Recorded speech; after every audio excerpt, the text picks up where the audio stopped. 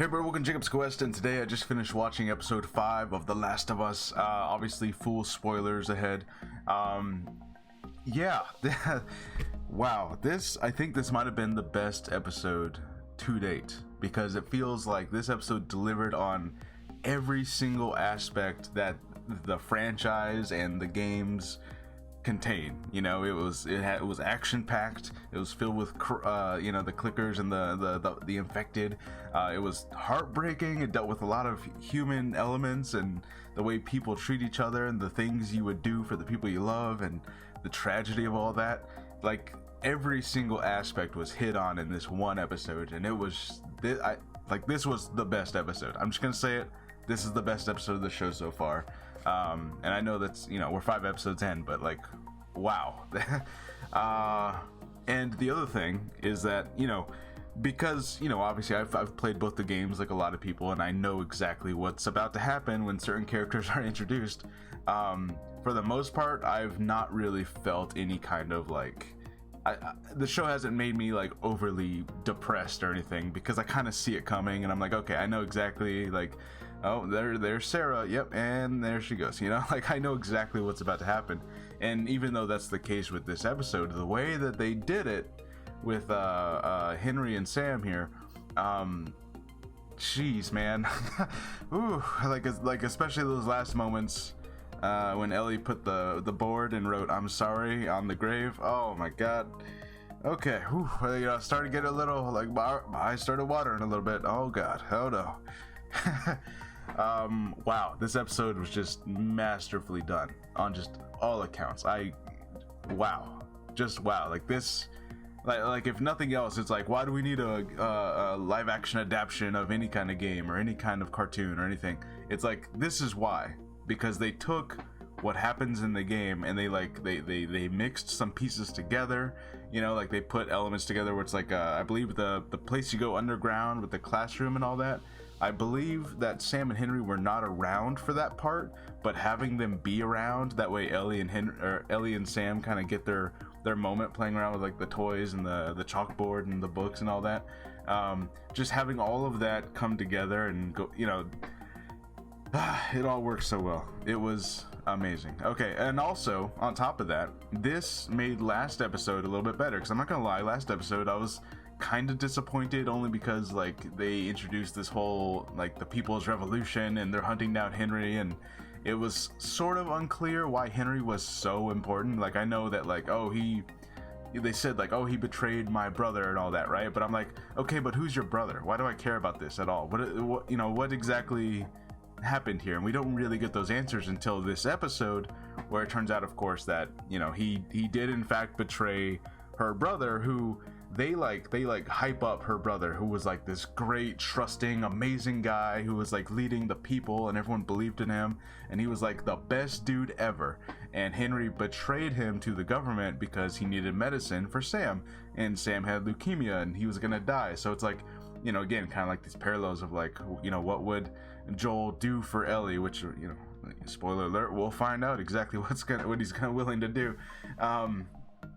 So just like a lot of these parallels of what's going to happen at the end of the story here, of like, if someone you care about, someone you love is in trouble, what horrible thing are you willing to do to protect them and to save them, and yeah, it's all one big vicious circle of revenge and love and sacrifice and tragedy. And oh boy, anyways, so basically, yeah, he betrayed like the best guy in the entire universe, who was, they really prop him up like this Jesus figure, right? Like, he was so worthy of saving this group of people, and everyone was gonna follow him to greatness. But now his sister is in charge because he died, and now she's leading these people out of revenge and hate, and that's kind of how these people got the way they are now, which, by the way, it only lasts like 10 days or something. So like their whole revolution doesn't go so well. They're hunting down Henry because he's like the great traitor, right? And basically, Joel and all of them, they're working together, trying to get out, going through the tunnels, and they see the classroom and it's all great. And then of course we get this amazing moment where all the all the infected burst out of the underground once this truck crashes, and it wasn't just like oh, they're all coming like zombies. It's like, no, these guys are running, like dashing out there, and you know, you really get this dreading feeling of like, okay, this is not The Walking Dead where they're just gonna like slowly like, oh, there's so many of them, but they're kind of slow moving. It's like, no, these guys, this is like a flood of water coming at you. Like, you gotta run, because this is gonna envelop everyone in its path. And then of course the big bloater comes out. Now I will say, the only thing about the bloater, he's cool and he was menacing and he was giant and he's like this big dude and he's ripping people in half, but he did not throw any spores because they got rid of spores in this adaptation. So, you know, I do kind of wish maybe he had some sort of thing that he was throwing, like he rips something off his body and throws it or something. I don't know, but it's okay, it's fine. He was still really cool even though he didn't do his spore throwing thing. And just, man, everything about this, like, that was cool. And then and then you had like the little girl clicker who was like doing crazy flips and like crawling over the seats, and Ellie's got to run away, and that was terrifying. You never think about like, oh, it doesn't matter if there was an adult or a kid, it's the amount of time they were infected, not how old the person was, that they can become a clicker. And you never think about that. So there could be a child bloater out there who's like a really tiny version of it.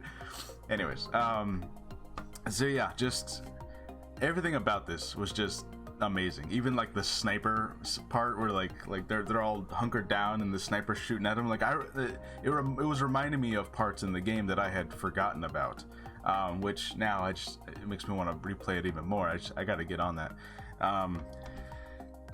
Man, everything they did, goddamn. This show is doing so good on just like, they're taking sections of the game now and they're kind of mixing them together. They're putting it in a blender a little bit, going like, this part of the game would work better with this part of the game, and it's all meshing really well.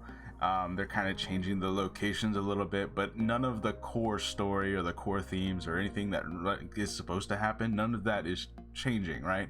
Which does indeed tell me that, like, yes, it's going to end exactly the way it does in the game, but they're gonna like maybe emphasize it even more, exactly what's going on here. So yeah, just wow, this episode was amazing. It was horrible and tragic.